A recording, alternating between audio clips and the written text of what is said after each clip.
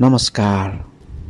आज म तपाईहरुलाई नेपाल शेयर मार्केटमा इन्ट्री गर्नको लागि बेसिक स्टेप्सहरुको बारेमा भन्न गइरहेको छु। यदि तपाई शेयर मार्केटमा नयाँ हुनुहुन्छ र के कसरी कहाँबाट शेयर मार्केटमा लगानी वा कसरी कारोबार गर्न सकिन्छ भन्ने बारेमा अन्यलमा हुनुहुन्छ भने यो भिडियो तपाईकै लागि हो। भिडियो स्किप नगरी अन्त्यसम्म हेर्नुहोला।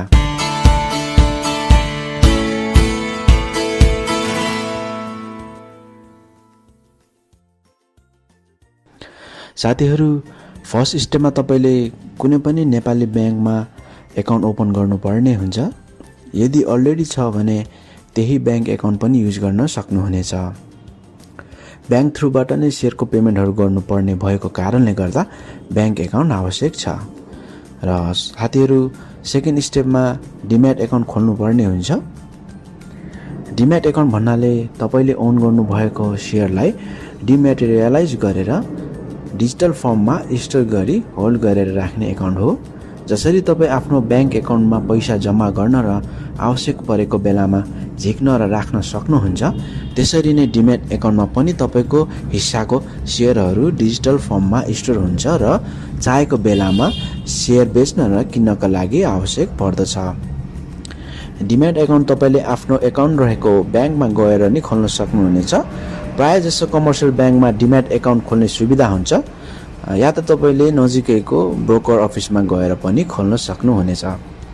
र साथीहरु, अब अर्को स्टेपमा जानुभन्दा पहिले मार्केटको बारेमा अलिकति जान्नुपर्ने हुन्छ। मार्केट दुई किसिमको हुन्छ, प्राइमरी मार्केट र सेकेन्डरी मार्केट। मार्केटको बारेमा लामो व्याख्या अहिले म यो भिडियोमा गर्दिन, यसलाई म छुट्टै भिडियोमा समेटौँला। अहिले हामी बेसिक कुरा मात्र बुझौँला। र साथीहरु, यो च्यानललाई अझै पनि सब्स्क्राइब गर्नु भएको छैन भने प्लिज सब्स्क्राइब गर्नु होला भन्दै भिडियोलाई अगाडि बढाउँदै छु। प्राइमरी मार्केट भन्नाले त्यो मार्केट हो जहाँ कुनै कम्पनीले आईपीओ, एफपीओ शेयर मार्फत पब्लिक यानी इन्भेस्टरसँग पैसा उठाउँछ र त्यसको बदलामा इन्भेस्टरलाई कम्पनीको शेयर होल्डर बनाउँछ।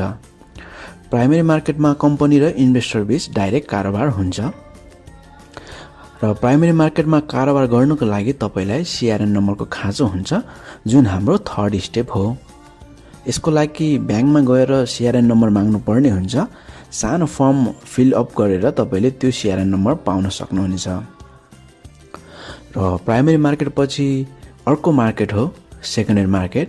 र सेकेन्डरी मार्केट त्यो बजार हो जहाँ तपाईले चाहेको कम्पनीहरुको शेयर किन्न र बेच्न सक्नुहुन्छ। तर सेकेन्ड मार्केटमा तपाईको कारोबार कम्पनीसँग हैन, इन्भेस्टर बीच हुन्छ। मतलब इन्भेस्टरहरु बीच नै किनबेच हुन्छ। यहाँ कम्पनी इन्भल्भ हुँदैन।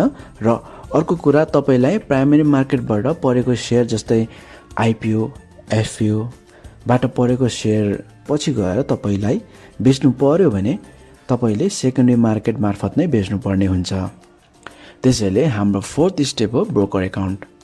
यसको लागि तपाईले नजिकैको ब्रोकरमा गएर कारोबार खाता खोल्नु पर्ने हुन्छ। र यति भइसकेपछि तपाईले सेकेन्डरी मार्केटमा किनबेचको अर्डर ब्रोकर मार्फत गर्न सक्नुहुनेछ। र हाम्रो अर्को स्टेप हो मेरो शेयर अनलाइन। तपाईले डिम्याट एकाउन्ट जहाँबाट खोल्नु भएको छ त्यहाँ गएर मेरो शेयर अनलाइनको लागि फर्म भर्नुहोस् र आईडी पासवर्ड लिनुहोस्।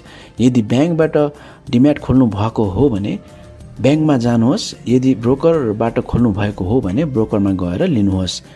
मेरो शेयर त्यो अनलाइन प्लेटफर्म हो जहाँ तपाईले तपाईको शेयर के कति छ सबै त्यसमा हेर्न सक्नुहुनेछ र विभिन्न आईपीओ, एफपीओ र राइट शेयरको लागि अनलाइनबाट नै तपाईले एप्लाई गर्न सक्नुहुनेछ। यो त थियो तपाईहरुले पूरा गर्नुपर्ने स्टेप्सहरु। र यी सबै स्टेप्सहरु कम्प्लिट गर्नु भइसकेपछि म अब कसरी काम गर्ने त्यो बारेमा म भन्न गइरहेको छु। तपाईहरुले कसैले भनेको अथवा न्यूजतिर पनि पढ्नु हुन्छ होला कि यो कम्पनीको आईपीओ आउँदैछ, यसको एफपीओ खुलेको छ, या त कुनै कम्पनीको राइट शेयर वा डिबेन्चरहरु खुलेको छ भनेर। त साथीहरु, यी सबैमा तपाईले मेरो शेयर अनलाइनबाट एप्लाई गर्न सक्नुहुनेछ। तपाईले आफै बैंकमा गएर पनि भर्न सक्नुहुनेछ। तर जब तपाई घरमै वा अफिसमै हुँदाखेरि वा कतै खाजा खाँदै गर्दा पनि एप्लाई गर्न सक्नुहुन्छ भने बैंकमा गइराख्न आवश्यक परेन।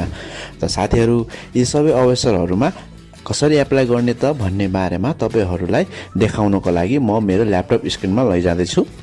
सर्वप्रथम तपाईँ कुनै पनि एउटा ब्राउजरमा जानुहोस्। आफ्नो ल्यापटप, डेस्कटप अथवा मोबाइलबाट पनि गर्न सक्नुहुनेछ।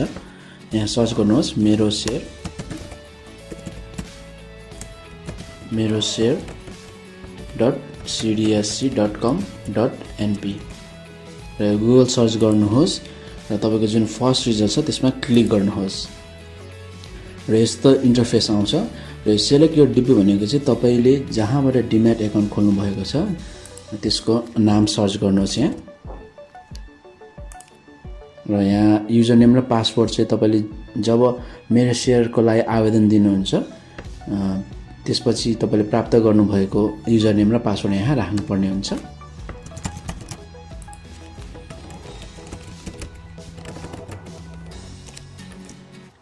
र यसरी पासवर्ड राखेपछि तपाईँ लगइन गर्नुहोस् र यस्तो इन्टरफेस आउँछ। र यहाँ धेरै अनेक चिजहरू छन्। यो तपाईँले चलाउँदै गएपछि आफै पनि बुझ्नुहुन्छ। सबै सिम्पल नै छन्। ड्यासबोर्ड, माई डिटेल्स, तपाईँको डिटेल्सहरू, माई सेयर, तपाईँका भएका सेयरहरू, ट्रान्जेक्सन गरेका हिस्ट्री हो, पोर्टफोलियोहरू अनेक छन्। र हामीलाई अब आइपिओ, एफपिओ अथवा राइट सेयर डिभेन्चरहरूमा एप्लाई गर्नको लागि चाहिँ यहाँ तपाईँले यो माई आस्पा भन्नेमा क्लिक गर्नुपर्ने हुन्छ। र यसमा क्लिक गर्नुभयो भने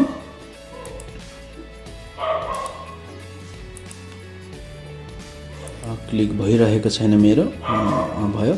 यसमा क्लिक गरेपछि तपाईँको अहिले इस्यु भएको, अहिले करेन्टली तपाईँको डेट भएको इस्युएन्सहरू तपाईँले यहाँ देखाइरहेको छ।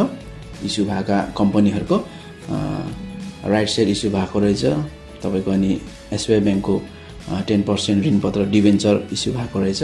र यिनीहरूमा एप्लाई गर्नको लागि तपाईँले एप्लाई फर इस्युमा क्लिक गर्नुपर्ने हुन्छ।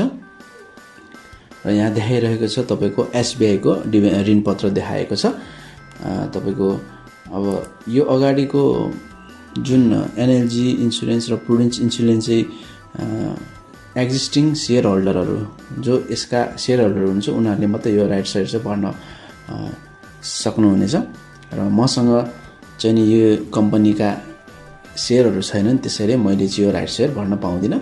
र मैले यो डिभेन्चर जुन एसबिआईको डिभेन्चर चाहिँ भर्न पाउनेछु किनभने यो आइपिओ हो।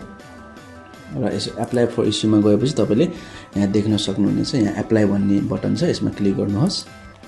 र यसमा क्लिक गरिसकेपछि तपाईँको यहाँ सम्पूर्ण डिटेल्सहरू देखाउँछ कुन चाहिँ क्यापिटलले यो गर्न लागेको हो र तपाईँको पर सेयर प्राइस कति हो र तपाईँको मिनिमम क्वान्टिटी कतिसम्म तपाईँले मिनिमम आवेदन दिन सक्नुहुन्छ। यो यहाँ 25 रहेछ।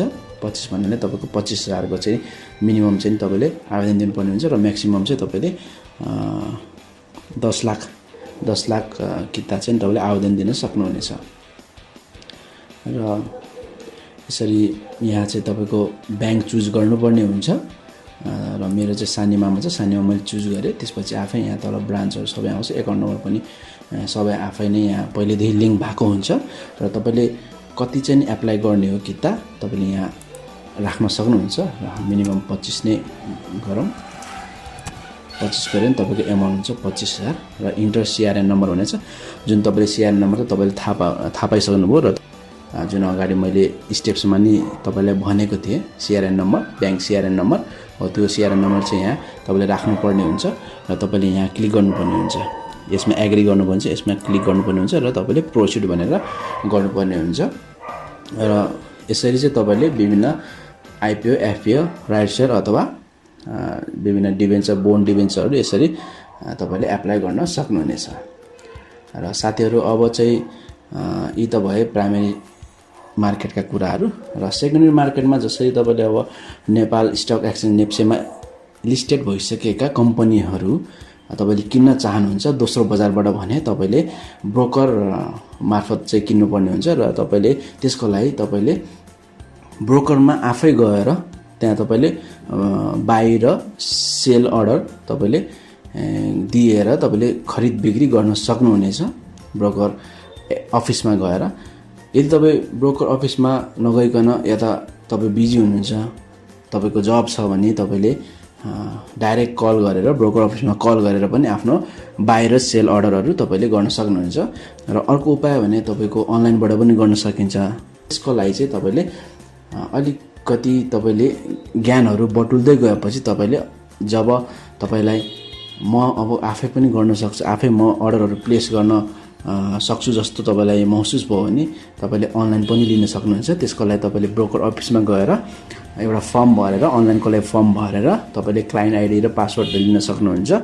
अनि त्यसपछि तपाईले आफै नै घरमा बसी अथवा जब अफिसमा हुँदाखेरि पनि अथवा कतै बाहिर हुँदाखेरि पनि तपाई आफै अनलाइनमा आएर कारोबार समयमा तपाईले आफ्नो शेयरहरू बाइ र सेल गर्न सक्नुहुनेछ। यो भिडियोले हजुरहरूलाई थोरै मात्र भए पनि केही हेल्प भयो होला भन्ने आशा गर्दछु र भिडियो कस्तो लाग्यो कृपया कमेन्ट गर्नुहोला। यस्तै जानकारीमूलक भिडियोहरू हेर्नको लागि depG च्यानललाई सब्स्क्राइब गर्नुहोला। Thank you for watching.